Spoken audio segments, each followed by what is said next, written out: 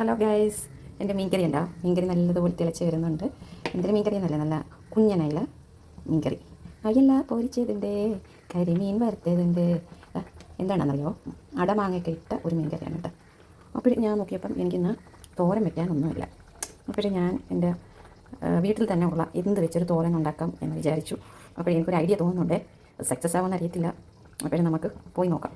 Hi guys, എൻ്റെ കറിവേപ്പില കണ്ടോ? നല്ല ഉള്ളതാണ്, നല്ല തഴച്ച് വളരുന്നുണ്ട് കേട്ടോ. അപ്പോഴാണ് ഒരു കാഴ്ച ഉണ്ട് കേട്ടോ. എൻ്റെ കരിനൊച്ചി നല്ലതുപോലെ പന്തലിച്ചൊക്കെ നിൽപ്പുണ്ടേ. എനിക്ക് നടുവേദന വന്നപ്പോഴേ പിന്നെ ആയുർവേദ ഡോക്ടർ പറഞ്ഞത് കരിനൊച്ചിയുടെ ഔഷധ ഗുണത്തെക്കുറിച്ച്. അപ്പോൾ നടുവേദനയ്ക്ക് നല്ലതാണെന്ന് പറഞ്ഞു. അങ്ങനെ ഞാൻ വെച്ച് പിടിപ്പിച്ച കരിനൊച്ചിയാണിത്.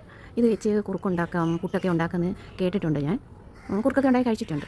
പക്ഷേ ഇന്നൊരു പരീക്ഷണം നടത്തുക. ഈ ഇല വെച്ച് ഒരു തോരൻ വെച്ചാലോ എന്ന്. കറിയുണ്ട്, തോരനൊന്നുമില്ല. അപ്പോൾ ഞാനിന്ന് തോരനാക്കുന്നത് കരിനൊച്ചി ഇല വെച്ചാണ് കേട്ടോ. ഇലയൊക്കെ കിളുന്ന ഇല നോക്കി ഇങ്ങനെ പിച്ചിക്കൊണ്ട് വന്നിട്ടുണ്ട്. അതിനെ ഇനി വൃത്തിയാക്കി ചെറുതായിട്ട് കട്ട് ചെയ്തെടുക്കാമേ. അങ്ങനെ നൊച്ചി ഇലയൊക്കെ ഞാൻ ഇങ്ങനെ കട്ട് ചെയ്ത് വെച്ചിട്ടുണ്ട് കേട്ടോ. ഇനി ചെറിയ പീസാക്കണേ. ഇനി ഞാൻ ഈ പ്രോസസ്സറിനകത്ത് ഈ ഇലയിട്ട് കട്ട് ചെയ്തെടുക്കും. അപ്പം നമ്മൾ ചെയ്യാവുന്ന ജോലി വരെ നമ്മൾ ബംഗാളികളെ കൊണ്ട് ചെയ്യിപ്പിക്കുന്ന സമയമാണ്. കേരളത്തിലുള്ളവരെ മടിയന്മാരും മടിച്ചുകളുമാണ്. ഞാനും മടിച്ചയായതുകൊണ്ട് ഈ ഇല ഇതിനകത്തിട്ട് ചെറുതായിട്ട് കട്ട് ചെയ്തെടുക്കുവാണേ. അങ്ങനെ കരിനൊച്ചി കൊച്ചായിട്ടൊക്കെ കട്ട് ചെയ്ത് ഇവിടെ വെച്ചിട്ടുണ്ട്. ഇതെനിക്ക് മാത്രമാണ് കേട്ടോ തോരൻ വയ്ക്കുന്നത്.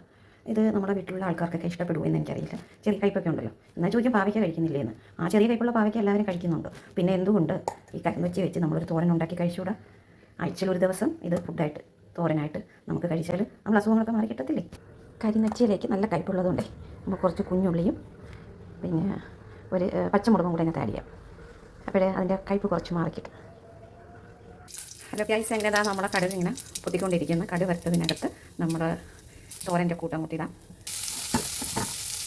ചെറുതായിട്ട് ഇറക്കി ചെറിയ തീയിൽ നമുക്ക് വേവിച്ചെടുക്കാം. ആവശ്യത്തിന് ഉപ്പിട്ട് കൊടുക്കാം. ഈ കയ്പിൻ്റെ ചുവയൊക്കെ ഒന്ന് മാറി കിട്ടുന്നതിന് വേണ്ടി ഒരു മുട്ടയും കൂടെ ഇതിൽ മിക്സ് ചെയ്ത് ഒന്ന് ചെറുതായിട്ട് ഇളക്കിയെടുക്കാമേ.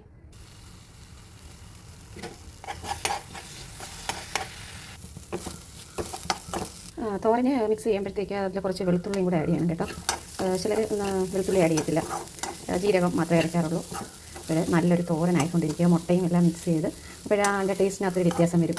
രുചിയുടെയാണെന്ന് അറിയില്ല ആരും. അത് അടിപൊളി തോരനാണ്. എല്ലാവരും ട്രൈ ചെയ്ത് നോക്കണം. കാരണം നടുവേദനയ്ക്ക്, കാലുവേദനയ്ക്ക്, ബോഡി പെയിന് എല്ലാം നല്ല ഒരു ഔഷധമാണ് നൊച്ചിയില. അപ്പോൾ നൊച്ചിയില തോരൻ എല്ലാവരും ഉണ്ടാക്കി നോക്കിയിട്ട് ഫീഡ്ബാക്ക് അറിയിക്കണം കേട്ടോ. ഞാൻ കുറച്ചെടുത്ത് ടേസ്റ്റ് ചെയ്ത് നോക്കും കേട്ടോ. ഒരു കുഴപ്പമില്ല, ചെറിയൊരു കയ്പുണ്ട്. ആ കയ്പ് മുട്ട കൊണ്ട് അഡ്ജസ്റ്റ് ചെയ്യും. നമ്മളെന്താ കപ്പയ്ക്കാത്തോരൻ, നമ്മൾ പാവയ്ക്കാത്തോരൻ കഴിക്കാറില്ലേ? അതേപോലെയാണെന്ന് വിചാരിച്ച് കയ്പ് നമ്മൾ അസുഖം മാറി കിട്ടത്തില്ലേ? അപ്പോൾ സെറ്റ്. എല്ലാവരും ട്രൈ ചെയ്ത് നോക്കൂ.